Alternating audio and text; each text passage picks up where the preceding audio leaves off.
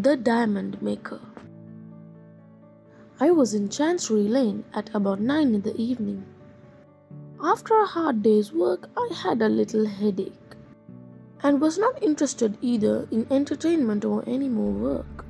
I decided to move away from the noise and go down to the embankment and rest my eyes and cool my head by watching the multicolored lights upon the river through the arches of the Waterloo Bridge, and one can watch different colors of light as well as the town of Westminster. A warm night, Said a voice at my side. I turned my head and saw the side of a man who was leaning over the parapet beside me. It was a sophisticated face, handsome though tired and pale. I looked at him curiously. Would he have anything to tell me? He looked intelligent. Very warm, said I, but not too warm for us here. No, He said, still looking across the water. it is unpleasant enough here just now. It is good. He continued after a pause. Find anything so relaxing as this in London after one has been worrying about business all day. I don't know what one would do if it were not for such specific corners. He spoke with long pauses between the sentences. Sometimes I doubt if it is of any importance.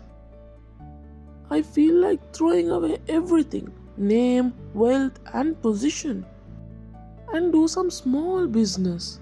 He became silent. I looked at him in astonishment. If I ever saw a man hopelessly poor, it was the man in front of me. He was ragged and he was dirty, unshaven and unkempt. He looked as though he has been left in a dustbin for a week. And he was talking to me of the wearisome worries of a large business. I almost laughed outright. Either he was mad or playing a sorry joke on his own poverty. The disadvantage of being in a high position Said I. is that you have to work hard and have to worry a great deal. But the advantage is that you can help the poor. That gives a lot of satisfaction. He looked at me and said. You won't understand. After a moment's silence, he spoke again.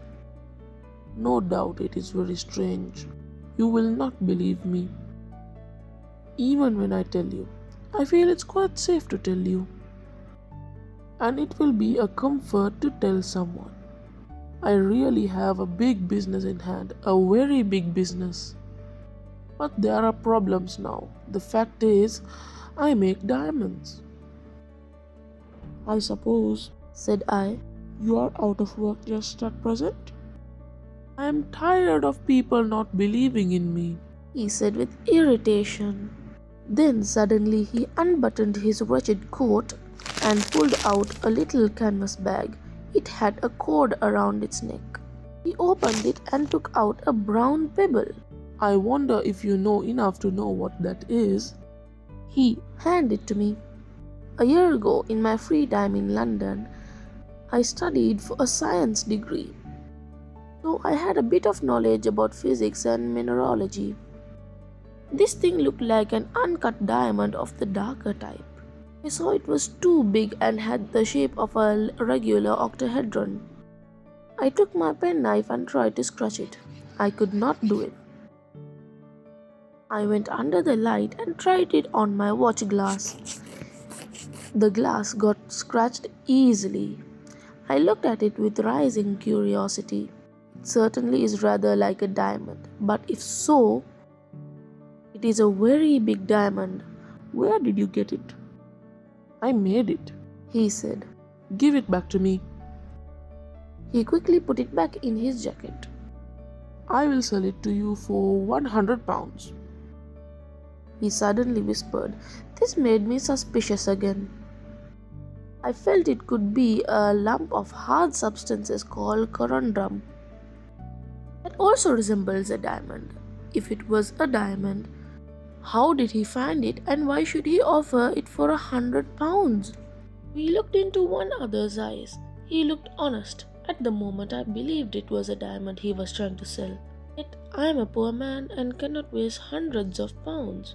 No sensible man would buy a diamond by the dim light from a tramp. A diamond of that size would cost many thousands of pounds.